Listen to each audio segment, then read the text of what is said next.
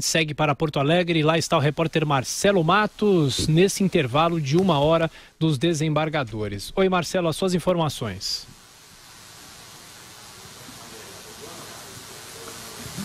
Pois é, Tiago, voltamos a falar aqui da sala de imprensa. Há pouco acompanhamos tudo por aqui. Como disse a Vera e também o pensamento aqui em geral da imprensa, depois desse voto do relator Gebran Neto, fica difícil, de fato, haver uma divergência ampla em relação aos demais votos, que devem ser mais breves. Esse voto durou 3 horas, praticamente, 430 páginas, e ele garantiu que não leu tudo ainda, e mesmo assim nós tivemos aí mais de 3 horas praticamente na leitura desse voto.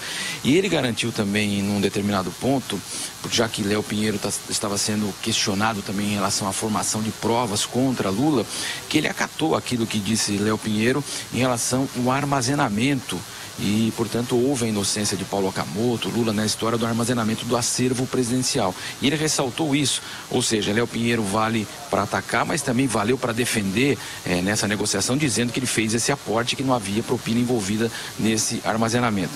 Ele foi muito duro na finalização do seu voto, disse que a postura do ex-presidente Lula fragiliza toda a política brasileira, a estabilidade democrática, econômica do país, deturpou toda essa questão envolvendo a corrupção, o próprio processo eleitoral, pelos recursos que foram utilizados pelo PT e seus aliados, e garantiu, inclusive, que houve um atentado ao Estado Democrático de Direito do país.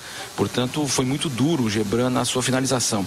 Ele também fez questão seguinte, que não está julgando nome, não está julgando um personagem e muito menos um estadista, está julgando de fato aí um caso, mais um caso que está sendo analisado pela justiça. Ele quis tirar essa questão que é muito utilizada pelo próprio PT, que Lula de fato foi sensível e mostrou toda a fragilidade eleitoral em relação às suas eleições e todo esse envolvimento com corrupção.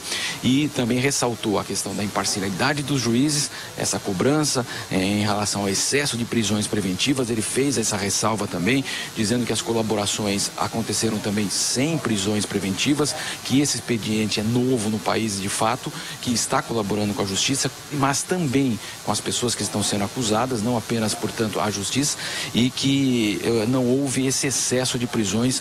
E também essa questão envolvendo, não afetou apenas, fez questão de dizer, ao PT, os seus aliados, e sim também empresários, e também destacou que não há nenhum pobre sendo julgado nessa ação aqui. Muitas vezes, claro, os políticos citam os pobres. Ele fez essa associação para justamente fazer as suas políticas, garantiu, portanto, o Gebran Neto. Então agora fica a expectativa, como você disse, 1 hora de intervalo.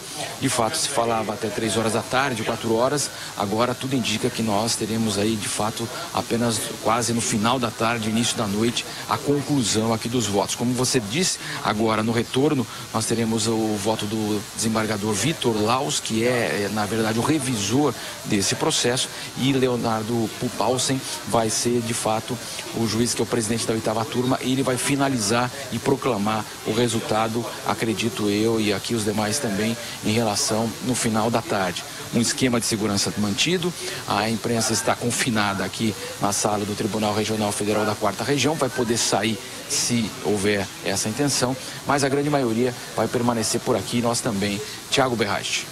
Até já, Marcelo.